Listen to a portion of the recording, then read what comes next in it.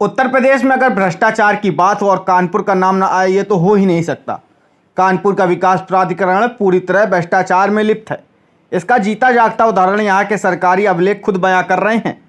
प्राधिकरण के भ्रष्ट अधिकारियों ने अपने कमाऊपूत अनुभवहीन ठेकेदार को अग्निशमन प्रबंधन का काम देकर सैकड़ों परिवार की जिंदगी को दांव पर लगा दिया है। केडीए की परियोजना में अग्निकांड अगर होता है तो यहाँ पर आग के तांडव को रोकने के उपकरण ठीक हालात में नहीं है। साथ ही जो उपकरण लगे हैं उनमें ना तो पानी आ रहे हैं, ना ही फायर सिलेंडर भरे हुए हैं। जो सिलेंडर भरे भी है तो उनकी वैधता समाप्त हो चुकी है।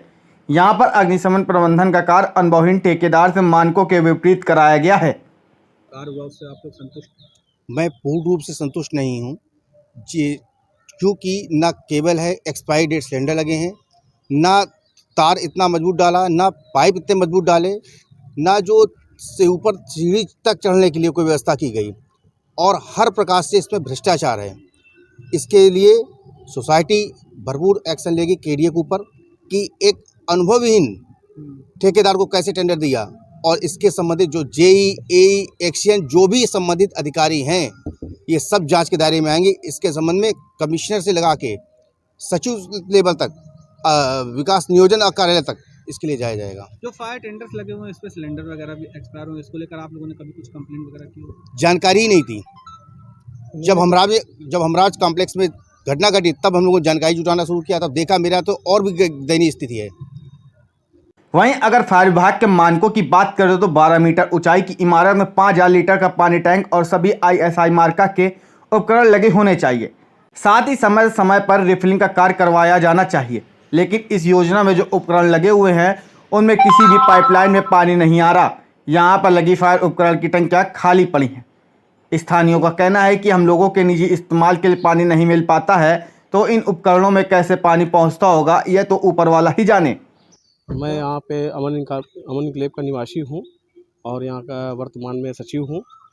जो भी यहाँ फायर का काम हुआ है सब घटिया काम हुआ है, और जो यहाँ पे पाइपलाइन पड़ी हुई है हमारी समझ से 2 इंच का पाइप होना चाहिए, 1 इंच का पड़ा हुआ है जो कोई कार्य के लायक है ही नहीं।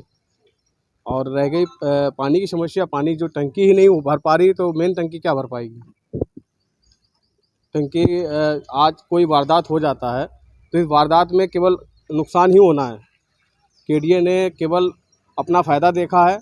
फायर के लिए तो यहाँ शोपीस है, फायर का कोई काम हुआ नहीं है। यहाँ पे उन्होंने केवल पाइप डाल दिए हैं और सिलेंडर लगा दिए। सिलेंडर में अब हम लोग जो डेट देख रहे हैं वो एक्सपायरी डेट है, तो फायर का काम कायदे से हुआ नहीं। और यहाँ पे जब ठेकेदार आते हैं तो कभी कुछ किसी निवासी से पूछते नहीं, सब लोग यहाँ ड्यूटी वाले हैं, चले जाते हैं। वो अपने मन से क्या करके चले गए कुछ पता नहीं चलता है। तो उनका काम संतुष्टि लायक तो बिल्कुल भी नहीं है। जैसा भी किया, आप एक भी घर में आग लग जाए कभी आप बचा नहीं पाएंगे, कोई भी एक फ्लैट नहीं बचा पाएंगे। हमारे यहाँ 17/1 में आग लगी थी, हम लोग परेशान हो गए, जरा सी आग लगी, फायर वाले उसने सिलेंडर ने काम नहीं किया।